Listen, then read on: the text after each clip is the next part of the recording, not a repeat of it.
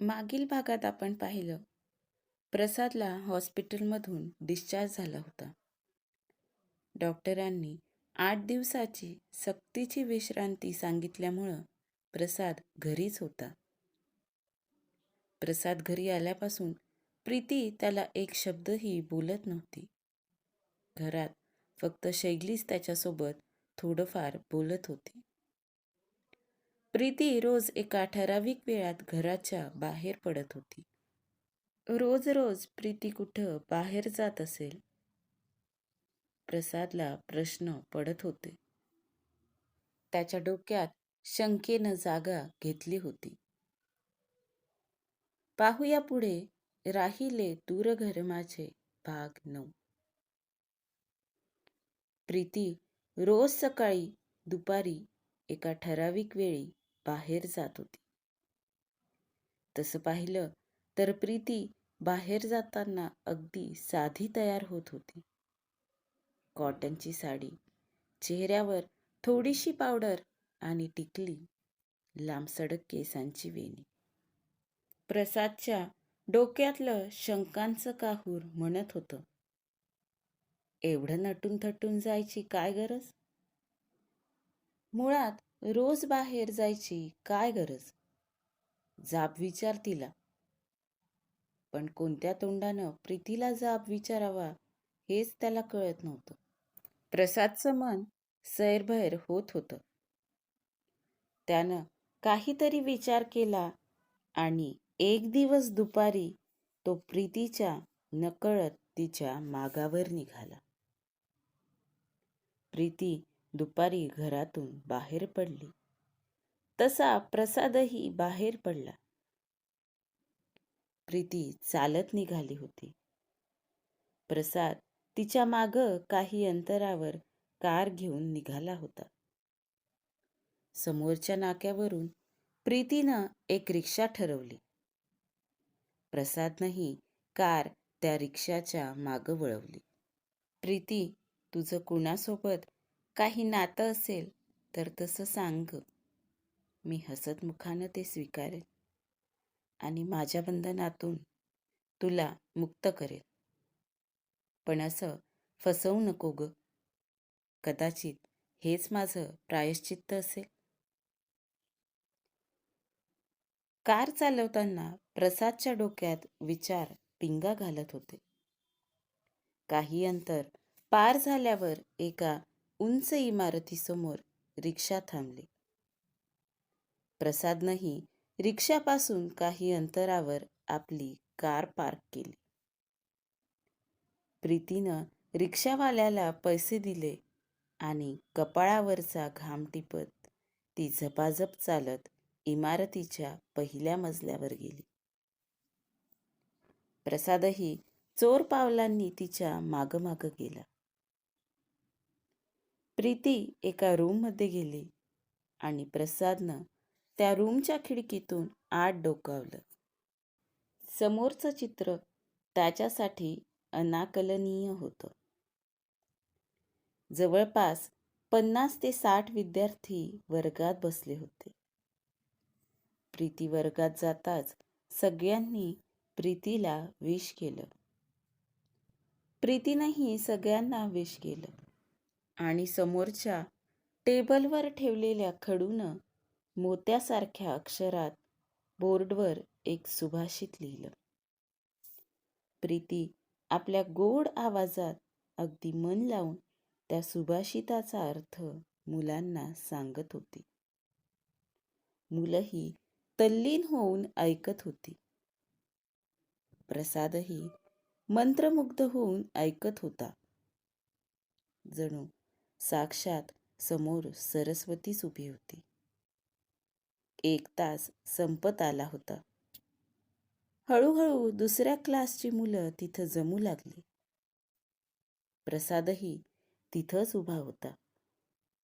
प्रीतीचा एक क्लास संपला आणि वर्गातून मुलं बाहेर आली.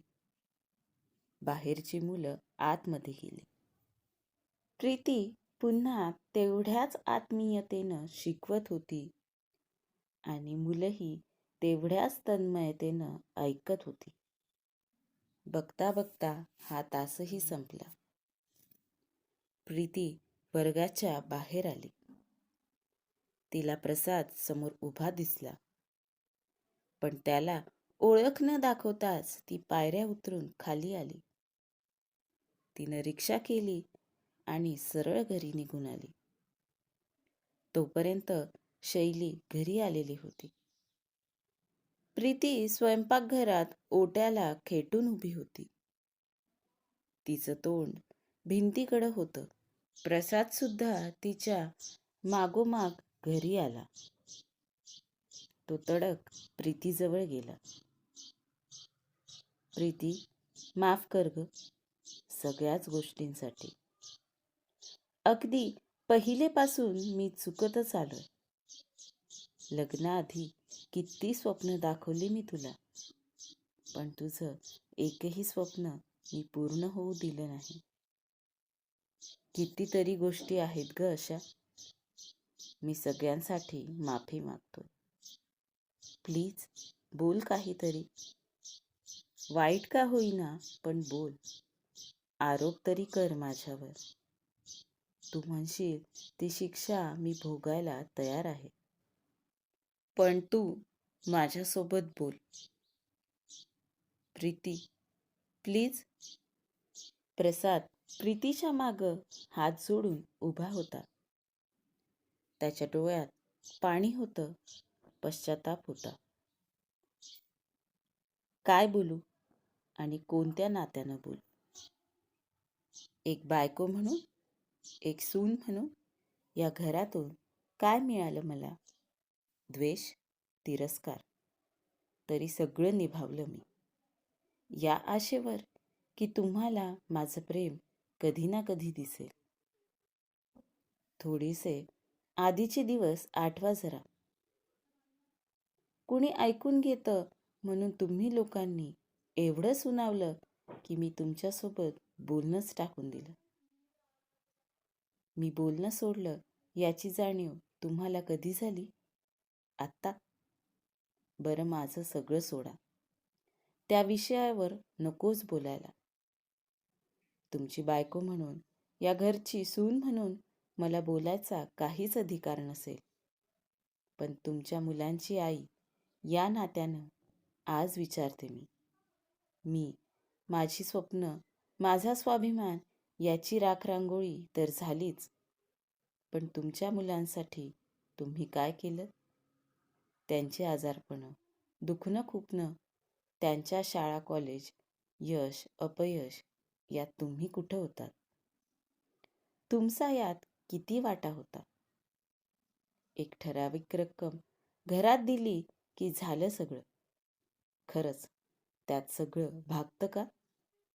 याचा विचार तरी केलात का तुम्ही? आपली मुलं कोणत्या वर्गात आहेत, कोणत्या शाखेत आहेत, त्यांना काय शिकायचं होतं, कधी विचारलं तुम्ही?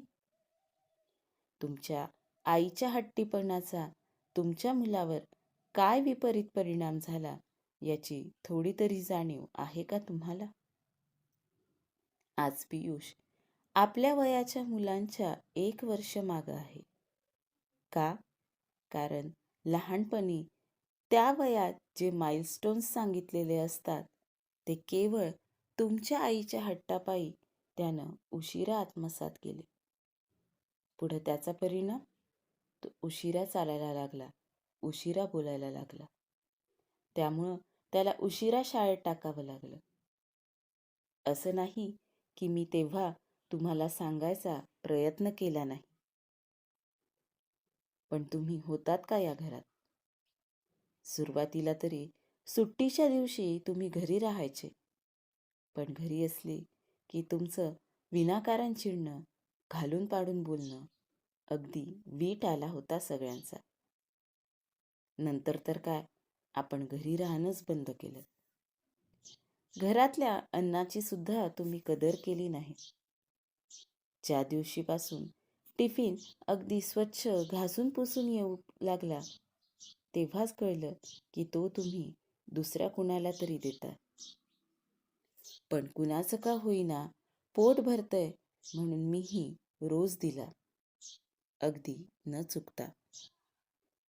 प्रसादराव, नुसतं घर घेतलं बरं आपण, पण त्या घराला घरपण देण्यात तुम्ही कुठंच नव्हतात.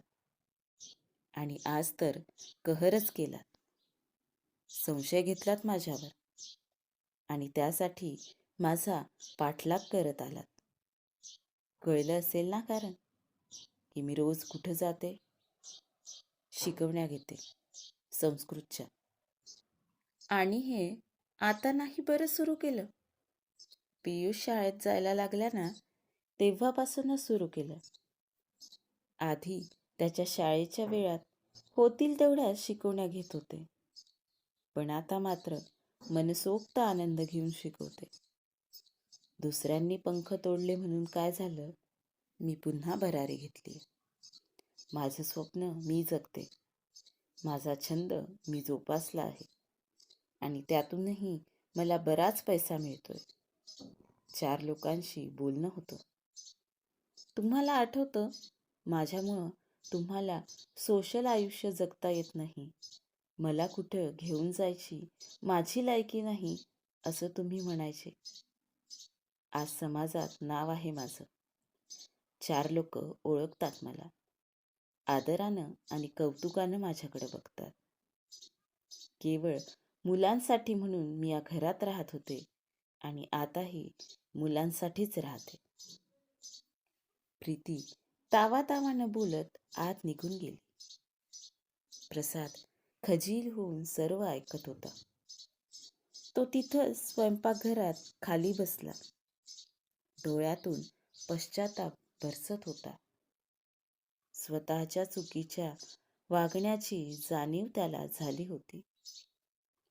शैली त्याच्याजवळ आली. तिनं खांद्यावर हात ठेवला. आईच्या कुशीत शिरून रडावं तसा प्रसाद शैलीच्या गळ्यात पडून ढसाढसा रडला. पण एक मोकळेपणा त्याला जाणवत होता. शैली, मी तुमच्या सगळ्यांचा गुन्हेगार आहे ग. तुम्हाला हवी ती शिक्षा द्या मला. प्रसाद शैलीच्या समोर मान खाली घालून उभा होता.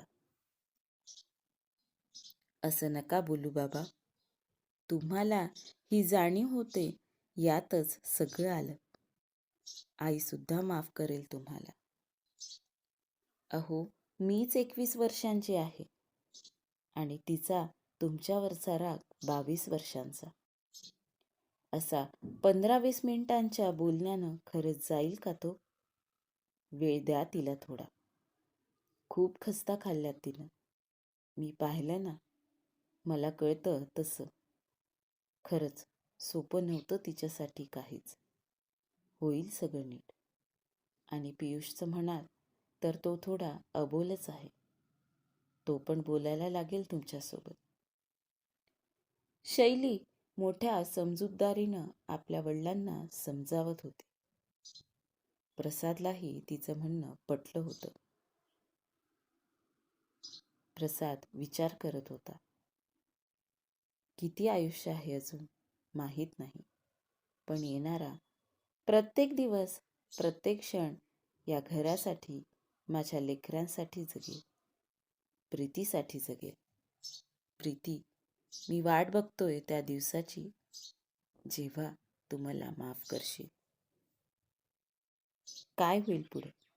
खरंच प्रीती माफ करेल का प्रसादला? प्रीतीनं प्रसादला माफ करायला हवं की नाही? कमेंट करून नक्की सांगा. आजचा भाग कसा वाटला तेही सांगा. भेटूया पुढच्या भागात. धन्यवाद.